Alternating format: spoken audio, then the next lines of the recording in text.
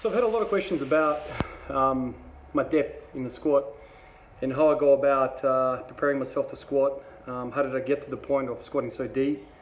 Hard squat. Some of you guys have thrown out names like Clarence Kennedy, which is, and that guy's not in my league, man. He's a world-class athlete. But thank you for those comments. It's been actually quite overwhelming, really, the response I've had recently. And a lot of the questions have been around squat depth and how I've been able to get there. I just want to say straight off the top that I'm not somebody that was kind of just born with this mobility. My background is basketball. If you guys know anything about basketball, we're not really the most flexible people. It's a lot of overhead play, a lot of short calves, really tight hips, and that's the kind of environment I came out of.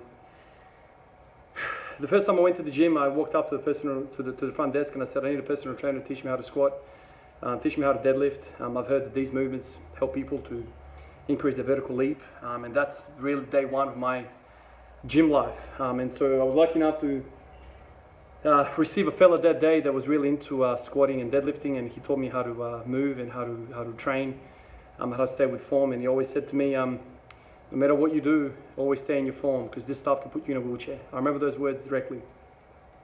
And so I had a couple of sessions with him. I learned the proper technique, and then what ensued for the following few years was me trying to work out how to actually squat. Wasn't long until I kind of discovered Olympic weightlifting and how they squat and how powerlifters squat, and I quickly realized that I wasn't really a fan of how powerlifters squat. I was a fan of how Olympic lifters squat. Then I learned about the high heels that Olympic weightlifters use to kind of increase their dorsiflexion or pseudo dorsiflexion, the ability to drive your knees way beyond your toes in order for you to stay more upright. I've spent a long time trying to work this out. I've read a lot of stuff, a lot of different opinions. Kelly Starrett was one of the few guys, one of the early guys that I kind of read into. So you guys can find those resources wherever you want. There's a lot of there was a lot of Google Scholar moments where I went and tried to read the articles and whatever.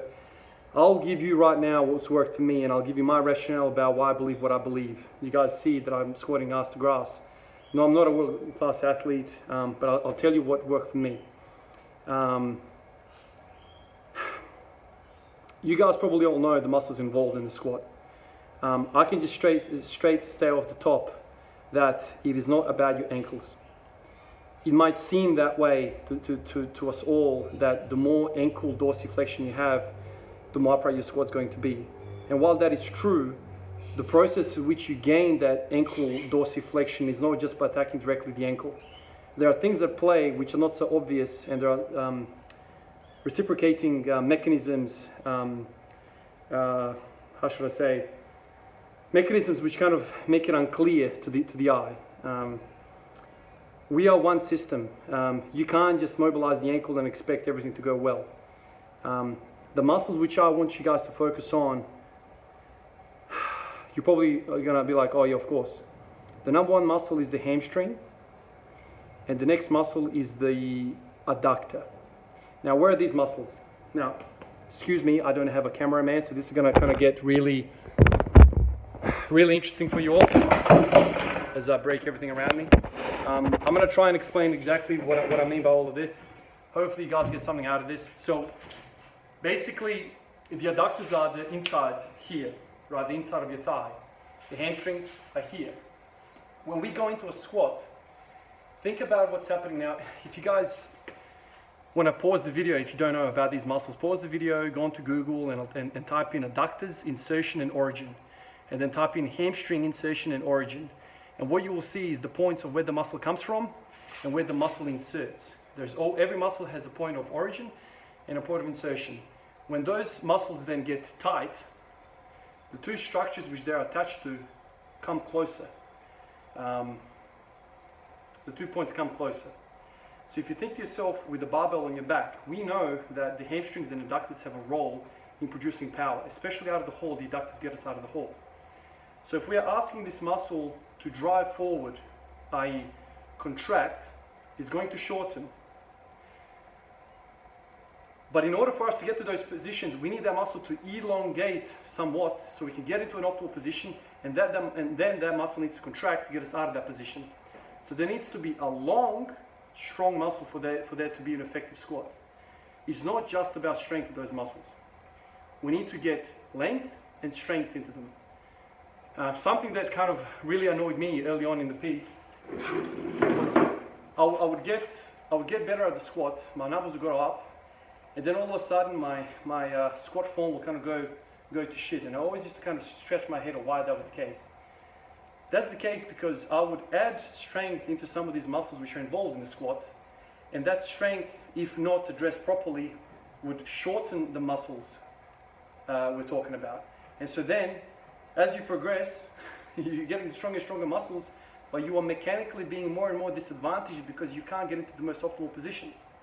So this is where we get into plateaus, and this is where we get into like head-scratching moments where we're like, I just can't get into these positions, and you feel like you're bending over a lot and you feel like you're muscling the bar up. Weightlifting is quite simple. It's about mechanical advantages. We've seen people in the Olympic weightlifting world, there's a lot of Chinese, Russians, Eastern, people all over the world, but predominantly the Eastern world has produced a lot of these lifters who are very, very slim, very slight body weights, yet they produce so much squatting ability. And it's almost unbelievable to see. It's because they have maximized the mechanical advantages, the levers which they are using. They just basically give themselves the best opportunity. If you are rounded over and if you are deadlifting the bar on your back, you are not in the most optimal position. The bar has to be at the center of mass. So you need to kind of be aligned in such a way where you can kind of bounce out of the hole and come back up in kind of in a swoop. So back to what I was saying before about the adductors and hamstrings. As you get stronger, these muscles will get shorter. So how do you address this sort of yin and the yang? You need to stretch them, but not stretch them in the sense of sit there statically stretch. I've done it in the past and it's really backfired for me. What you need to do is basically assume these positions and spend a lot of time in these positions. Now, how do you do that? If you're squatting 1 day a week, you're going to find difficulty in doing this because you don't have the frequency, you're not revisiting the technique which we're trying to get to. What I often do when I come into the gym every single day, into the shed, is I'll show you. I've loaded the bar up. Maybe I'll use this one. This old school bar. So I get into my squat and I basically sit like this. I don't know if you guys can see. I basically sit like this and I just explore the hip and I just turn my feet out. I don't know if you guys can see this. I turn my feet out and as you can see, I'm really trying to spread my legs. Spread my legs as much as possible. I'm really trying to add length into the adductor specifically and also the hamstring. If you think about it, when we are squatting downwards, which muscles are getting longer? Basically, we're getting longer all in the backside of us. All the way from the neck, down the spine, down the glutes, down the hamstrings, we are just getting longer and longer and longer. We are asking for length in the posterior chain. If we don't have that length, what happens is either we round like this, or we borrow that length from somewhere else. And a lot of the time, that length is borrowed from the ankles, from the calves. There is a network of tissue. All throughout the body, which is basically our number one enemy. If you want to think of it from the perspective of squatting, that tissue is called the fascia. Now, I've spoken about this before, and there's quite a lot of research out about fascia. I've actually seen fascia in my line of work. I'm a nurse in emergency, and so I've seen people cut themselves at all sorts of places, and I've seen people's fascia on view, essentially, which is basically like this glossy sheath of tissue. It's kind of like glad wrap all around, and it just encompasses the whole body. That fascia is a very, very important aspect of our body. It's a protective mechanism.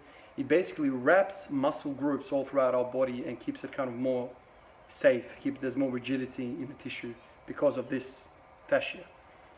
So, when we are squatting and we reach a certain length, the end length of the hamstrings and the adductors, we can't go any further.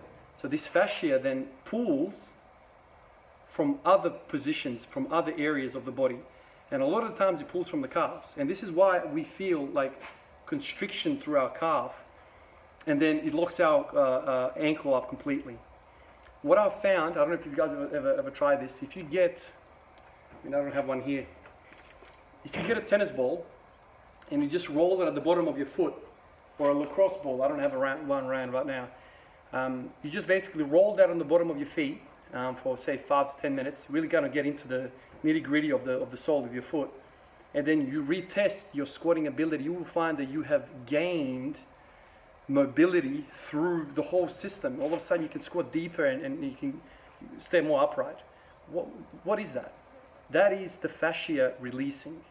There are trigger points all through our body which basically releases tension of this fascia. The reason why I'm telling all of this is that there's a punchline coming, and this punchline is that your adductors and your hamstrings are the most important parts of a squat, because they are big and their insertion points and their origin points are in ways where they are basically in the middle of our body when you think about the squat. And so they have the ability to pull the fascia from the top and from the bottom and lock us in. So the adductors and the hamstrings need to get stronger, and you will get stronger by doing squatting, especially if you're going to the maximum depth that you can. Your adductors will come into play, your hamstring will come into play. But you need to address the length portion of this by, number one, exhibiting a full range of motion. If you continuously doing quarter squats, you are not challenging your muscles to go to the end point, end range of motion, and so you will never assume the maximum lengths of these muscles. So what I do, like I showed you, I get in the gym and I just basically sit in the bottom of the squat for a good 5 minutes, and I just explore. I really spread my legs out and I explore. Early mornings when I get up at 4:30 in the morning, I can tell you right now that I'm really, really stiff and I'm really not able to squat all that well. But I spend a bit of time in that position, all of a sudden everything starts to loosen up. That's one thing. Adductors, hamstrings are very important. Strength and length is very important in those tissues. Doing the squat alone is not going to be enough for you to address these muscles. You need to directly hit your hamstrings. How do you do that? What I've found is that if you go really heavy with the deadlifts, it backfires and you get your hamstrings even shorter. What you need to do is pick a weight which is light enough where you have full control, light enough that you're not taxing your lower back, because if your lower back is one of the most stubborn muscle groups in the body, it takes a very, very long time to recover. So if you destroy your lower back, you're going to have a dip in performance for quite some time, because we use that muscle group pretty much all day, every day. For whatever reason, we are really poor in recovery, especially for me. I just found that if I destroy my lower back by doing block pulls or deadlifts or RDLs, I'm just spent for the following 3-4 days. So instead of doing that, I pick a weight that's relatively light, and I'll show you with this shitty bar again, and I do RDLs. Now, what are RDLs? A lot of people, think that RDLs are about, just getting to a working sets and just smashing them out completely. But what I like to do is, I'll do my RDLs in a manner where I'm not, I don't know if you guys can even see this properly, in a manner where it's not, like this sort of stuff. I basically use it as an active stretch. By the way, I do this before I squat as well. And also my TFL issue, which I've kind of documented in the past with you guys, seems to be responding really well to this technique. So this is just part of my basically everyday warm-up routine. I get into the RDL, I'm going to headbutt this thing in a minute, but I just basically go, keeping my back flat, and I just go until the hamstrings can't go anymore. Right now I'm really sore from yesterday because I did this a fair bit. I did sets of 30 just so you have an appreciation. Get to this point and I come back up, and it's all very controlled, and I'm actively contracting the muscle. I'm not bouncing with this stuff. I'm not doing this. I'm going to the bottom, exploring, and then up. You guys might think to yourself, oh man, I was expecting this guy to give me some real secrets about what to do. But there's no secrets about any of this. What I basically told you now is that the adductors and the hamstrings need to get worked. The adductors get worked at the bottom of the squat. The adductors also get worked if you pause at the bottom of the squat. So the adductors are basically sorted purely just by squatting. The hamstring, though, are a bit stubborn and you need direct work for them. RDLs, like I've already mentioned, is a must. I do this every single day. Now, a lot of you guys are going to say, man, you're not supposed to do this shit every single day. Like, you're not recovering. Once again, I've had a couple of chats to you guys in the comments about this very topic. You need to get out of, I don't want to sound so direct. I subscribe to the idea that movement every single day is beneficial. I use the term movement very loosely in the sense that you might think training is all about balls to the wall every single day. I don't think that's the case. I think we're supposed to move every single day to a degree. Occasionally we push harder. Most of the time we don't push hard. But I want to get my body moving through the maximum ranges of motion every single day. One of you guys on here has been talking about why squat every day is a bad methodology and how it's not the most optimal methodology for training.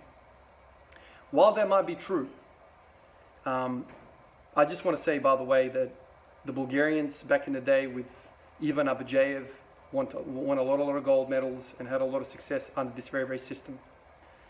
The criticism that we always hear about this is that, they were on drugs. I'm going to say something now that Pavel Tsatsouline said several times, and that is in regards to the drugs with the Bulgarians. Pavel said, I'm very, very glad that the rest of the world didn't do any drugs. It was just the Bulgarians that were abusing the drugs in this era. It was just the Bulgarians that were abusing the drugs. You can see that he was being sarcastic here. You can bet your bottom dollar that a lot of these guys on the top level were using drugs. You guys just criticize the Bulgarians because they had a lot of success. What if the Russians also used the drugs, but they didn't get the success? So we're only criticizing the people that used drugs and had success. The whole world used drugs. Back then, drugs were a lot less forefront and were kind of like an underground thing that no one knew about. So everyone used drugs. I'm not saying that without drugs, the Bulgarian system is really, really good. I've modified the Bulgarian system to my liking, to my natural approach to living. I don't even take protein supplements, and I'm doing Bulgarian light squat every day. The reason why I like squatting every day is because not because I get to smash my muscles every single day and because I'm going to recover every single day, I'm going to just be better than everyone else. The number one reason is because it gives me the opportunity to come in here and practice my sport every single day. That doesn't mean that I smash my body every single day like it's a competition. That doesn't mean that I work hard every single day. All this means is that every single day I come in here and I have the opportunity to put the bar on my back and do my sport. Now, doing one set at 70% does nothing to metabolic disruption. Absolutely nothing. All of you guys can do that every single day once you get acclimatized to squatting every day. This concept that we just break down and fall apart if we just squat every day is a fallacy. It's all about relativity. How hard are you pushing every single day? And over time, your body gets used to high frequencies and gets more fit for the work which you are asking it to do. So when it comes to squatting mobility, when it comes to squatting in general, doesn't it make sense that if you do something more often, you're going to get better at it? Some of you guys are saying, squat every day is really, really bad, but please tell me how you squat so deep. Do the thing more, man. Do the thing more. I'm not saying put the bar on your back and do 70%. I'm not saying anything. Put an empty bar on your back and just drop down and sit in the hole for 5 minutes. You can't tell me that's going to disrupt your recovery. It's impossible. If you look at what the top guys in the world are doing, if you look at the training logs, you will be astonished how much work they do. And for me, I know that in 10 years' time, I want to look back at my training and I'd rather say I've done way too much training than way too little training. I always want to be on that side of the fence rather than under-training my whole life. I want to know where my limits are and I want to push those limits. So for you guys, just wrap this thing up because it's already a 20-minute video. Squat every day gives you the opportunity to move through your joints and ask your joints to get into those positions very, very frequently. You don't have to smash yourself every single day. I'm doing small of junior as my back offsets, small of squat as my back offsets. Today I did 8 sets of 4 at 80%. 80% of my today's training max, which was 190 kilos. So it worked out to be 150 kilos, 8 sets of 4. Yes, it was a very, very heavy day. But tomorrow I'll come in and I'll just do a training max. I'll just, work up to something that's comfortable. I'm still in my form. I'm not breaking form. And when I get that, I pack up and I do something else. So every single day, my body wakes up and expects for me, for my hips, for my adductors, for my hamstrings, to get into those long positions and for me to kind of sit in that hole and assume that range of motion as my own. Long-winded video. Obviously, there's more to this. There's a lot of content on YouTube about squatting in general. There's Kelly Starrett. There's all sorts of guys talking about smashing a calf, smashing, foam rolling this, everyone has an idea. I'm telling you, as candidly as I can, I do not stretch traditionally, like static stretch, ever. When I'm really, really, really sore, like when I first started doing the small loft, the first day I was sore because there was a sudden increase of workload. I did some foam rolling just to make myself a bit more comfortable. It feels good to roll out kind of the DOMS areas of your body, but it is not part of my routine. I come in here every single day, I get in the hole, my body assumes the position, and that's it. If I was to squat once a week though, I can see where the problems would arise because all of a sudden my body is not so familiar with these positions and I will probably need a long ass warm up and I will need to stretch and I would need to do all sorts of things. I get around all of that because I do this thing every single day. My body just expects me to squat every single day and the muscles at question are just long. One of the things which I love about the squat, and this is why it's my favorite, is because it not only calls in for strength, but it also calls in for mobility. It's a really, really cool mix of physical attributes when you have strength and you have somebody that's really mobile through the joints. I think that's cool as hell, and I think that's why a lot of you guys appreciate when you see somebody squat ass to grass, because it just looks so damn cool, man. A lot of these guys who are squatting big ass weight are just barely getting to parallel and they're bouncing straight up. It's freaking cool when you see Olympic weightlifters just sit in the hole with 200-300 kilos in the back and just out of dead stop power out. I think there's nothing cooler than that. This is why I've been squatting for a year straight. And yeah, I can do a follow-up video about your specific questions about mobility. But the bottom line, if you made it to the end of the video, if you're really curious about what's happening here, is that do the damn movement more often. Spend more time at the bottom of the hole and directly hit your hamstrings because you want length in the hamstring as well as strength in the hamstring because those muscles are the ones that need to stretch for us to get into these deep positions in the squat.